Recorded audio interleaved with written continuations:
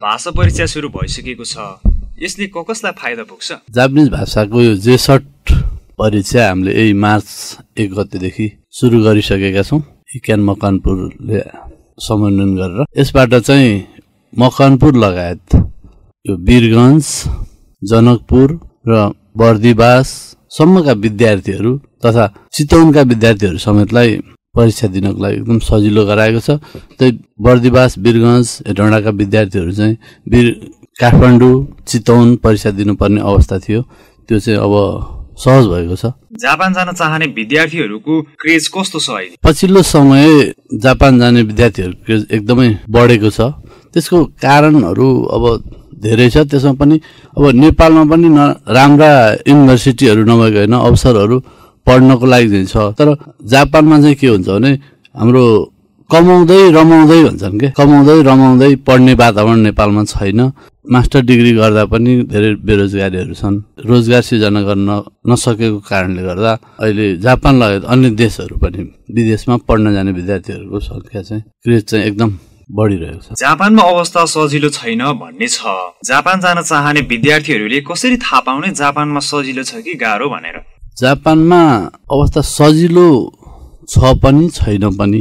मुख्य कुरा भनेको जापानमा भाषा हो। जापानिजहरू प्राय इङ्ग्लिस बोल्न चाहँदैनन्, उनीहरूले जाने पनि आफ्नै भाषा युज गर्छन्। त्यसकारण जापानमा चाहिँ जापानिज भाषा राम्रोसँग सिकेर बोल्न सक्ने पर्फेक्ट भएर गएन भने गाह्रो छ। र अर्को कुरा, जापानमा कामलाई सानो ठुलो भनिँदैन। म यो काम गर्दिनँ, त्यो काम गर्दिनँ भन्ने व्यक्तिहरूले म यो काम गर्न सक्दिनँ, मैले नेपालमा त केही गरेको छैन भन्ने एउटा किसिमको हुन्छ। त्यस्ता व्यक्तिहरू, त्यस्ता विद्यार्थी भाइ बहिनीहरू चाहिँ जापान नगएकै राम्रो हुन्छ। किनभने कठिन छ, काम गाह्रो नै हुन्छ। त्यसकारण काम गर्न सक्नेलाई, पढ्न सक्ने, भाषा भएको काम गर्न सक्नेलाई जापान त्यति कठिन पनि छैन। जापानिज भाषा सिक्न कतिको गाह्रो छ? तपाईहरूले कसरी सिकाइराख्नु भएको छ? वास्तवमै जापानिज भाषा चाहिँ विश्वकै दोस्रो गाह्रो भाषा भनिन्छ। सुरुदेखि नै पढिराख्दाखेरि त्यति गाह्रो पनि हुँदैन। हामीले 0 लेभलबाट सिकाउँछौँ। अब त्यसमा पनि हामीले चाहिँ डेली लिसनिङहरू अनि बोल्न सिकाउने, पढ्न बोल्न स्पिकिङमा ध्यान दिन्छौँ।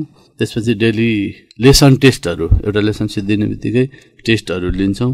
त्यसरी नै अनि विद्यार्थीहरूलाई जति सक्दो एक्टिभ बनाउने क्लासमा पनि, र क्लासभित्र सकेसम्म जापानिज भाषा मात्रै बोल्न लगाउने।